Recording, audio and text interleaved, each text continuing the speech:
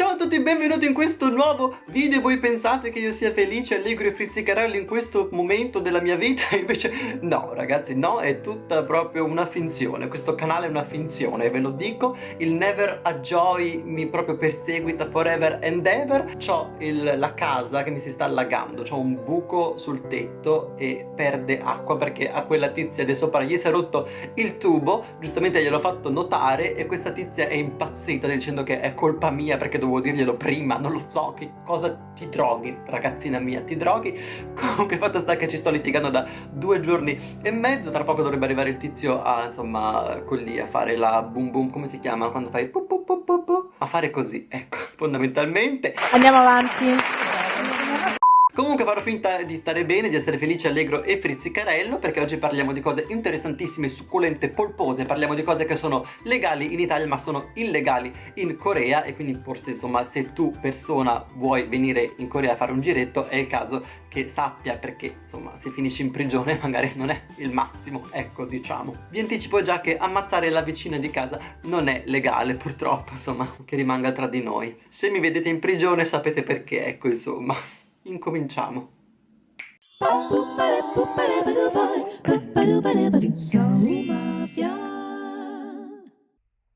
E la prima cosa di cui voglio parlare sono i tatuaggi. Infatti i tatuaggi sono illegali in Corea, o meglio è illegale farseli fare, a meno che il tatuatore non sia, udite udite, sordite sordite, un dottore. Io mi immagino il mio medico di base che mi fa i tatuaggi, cioè, ma cosa può farmi il mio medico di base? Mi può tatuare una bustina d'occhi? Cosa può farmi? È una cosa che non capisco, anche perché i VIP qua in Corea sono tutti pieni di tatuaggi, di robe, e nessuno dice niente. Forse anche qui in Corea vale la regola che se sei un VIP, una celebrity, insomma, vale tutto, diciamo. Come ricorderei Sfera Ebbasta, che insomma se la mena che si fa marijuana a destra e a manca, ma anche da noi la marijuana dovrebbe essere illegale, giusto? Quindi insomma queste cose non si capiscono mai. Fatto sta che se volete farvi un tatuaggio in Corea dovete andare in un posto illegale, che sarà in una zona molto ghetto di Seoul, magari in una, capito come si chiama, un basement che vai sotto, un sotterraneo, ecco, un sotterraneo bui, che sembra che dovete praticamente sotterrare un cadavere, e invece andate fare un bellissimo tatuaggio. Però so che ci sono artisti anche molto bravi in Corea, tra l'altro, quindi insomma sappiate solamente che se volete farvelo dovete andare in questi posti bui del ghetto, ecco. Questa è una di quelle vie, insomma, un po' del ghetto in cui appunto la gente va a farsi i tatuaggi, e abbiamo con noi una testimone che appunto è appena uscita da uno di questi negozi per farsi un tatuaggio. Com'è andata l'esperienza? Come sapete in Corea è illegale farsi tatuaggi, quindi è stato molto complicato. C'era una password per entrare in questi, di solito sono garage, sai, nei palazzi abbandonati. Il codice era bussa, pausa, bussa. Io ho sbagliato il codice, ho fatto bussa, pausa, e sapete cosa mi è successo? Oddio! Doveva no!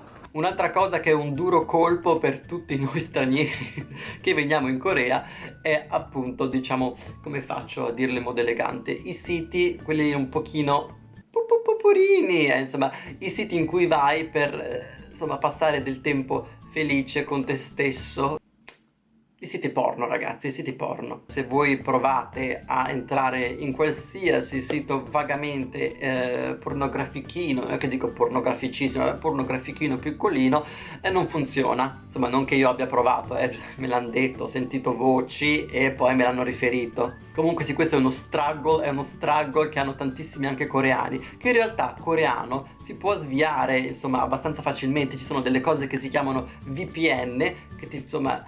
Sì, anche questa è una cosa che io ho sentito e non è una cosa che faccio. Però praticamente questi programmi ti fanno sembrare che tu sei in un altro paese, così puoi andare e puoi fare le tue cose, insomma, puoi divertirti. Però insomma il fatto che la pornografia in generale sia una cosa illegale e poi invece esci per strada e ci sono tutti questi bar con le signorine con le tettine di fuori pronte a, insomma, regalartela, insomma non so quanto sia coerente questa cosa, sinceramente. Anche perché se una persona non può, diciamo, non smanettarsi, sfogare, ecco, perché non può vedere le cosine pornografichine, poi magari è anche più facile che faccia le corna alla moglie, no? Penso io, poi non lo so, io, capito, sento dire queste cose, io le sento dire, io non faccio niente, io informazioni così, capito, che mi arrivano. Comunque se non siete dei bravi hacker dite pure addio a Federica qui quando venite in Corea e insomma fatevene una ragione. La seconda cosa che voglio dirvi e che vi dirò in modo molto breve perché ve l'ho già detta nel video degli errori che fanno gli italiani in Corea, che vi linko qui come al solito qui, ed è il fumo. Semplicemente, come già vi ho detto, è illegale fumare per le strade in Corea, non si può fumare praticamente da nessuna parte a meno che non sia scritto, insomma ci sono i segnali di fumo, no, non di fumo perché è illegale, ci sono i segnali insomma che vi dicono qui puoi fumare, qui no, insomma sappiate che non potete fumare per strada in Corea, fatevene una reason. Ecco, siamo qui con una persona che sta fumando illegalmente proprio perché non ci sono aree dedicate qui.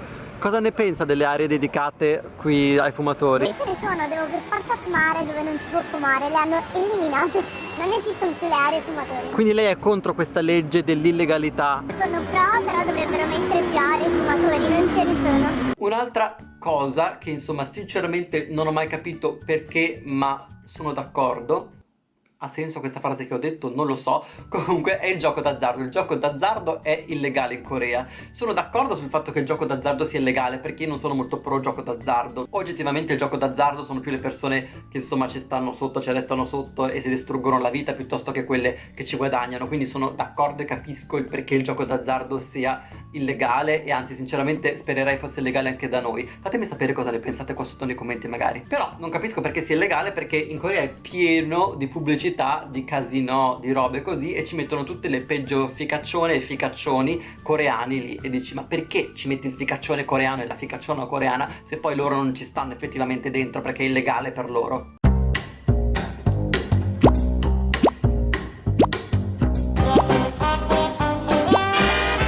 Comunque se siete stranieri e siete addicted al gioco d'azzardo potete giocare in Corea, semplicemente non troverete il ficone di turno perché appunto l'ingresso ai coreani è vietato. Allora abbiamo qui una testimone anche per i casinò e niente, com'è andata la sua esperienza in Corea con i casinò? Pensavo di andare lì a incontrare i minò, ma beh, non è stato così, era molto, non lo so, era un posto molto losco. Ma ha vinto qualcosa alla fine? No, niente, solo debiti.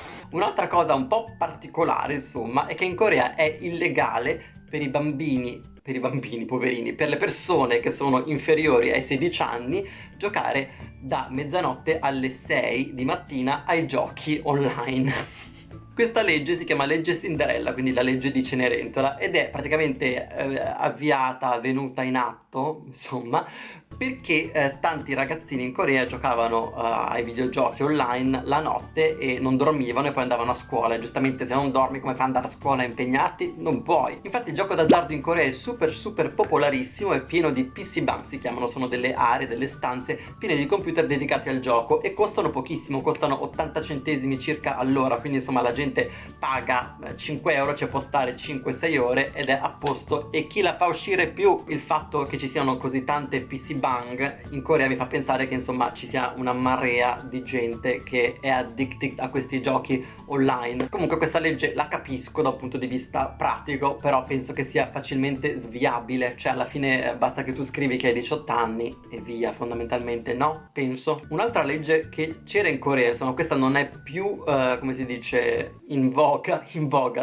legge però insomma l'hanno tolta un paio di anni fa, ed è quella dell'adulterio, quindi adultare, insomma fare le corna a una persona fino a 2 anni fa era illegale, potevi andare in prigione per fare le corna, che è una cosa che mi fa riderissimo, perché insomma come cacchio è possibile che ci sia una legge così e poi, come vi dico sempre, tutti questi bar con le persone che fanno il meneito che sono veramente ogni 100 metri, cioè non ha proprio un senso logico, quindi meno male che insomma questa legge non c'è più. Però fatto sta che fino a 2 anni fa, cioè ragazzi non è che stiamo parlando di 50 anni fa, fino a 2 anni fa questa legge era a tiro, quindi fare le corna era illegale. Ragazzi, qui siamo di fronte a un love motel, che sono appunto i posti in cui la gente poi va a prostituine, insomma per tradire la propria moglie, e abbiamo una testimone che insomma faceva questo di lavoro prima ma che ora si è appunto pentita.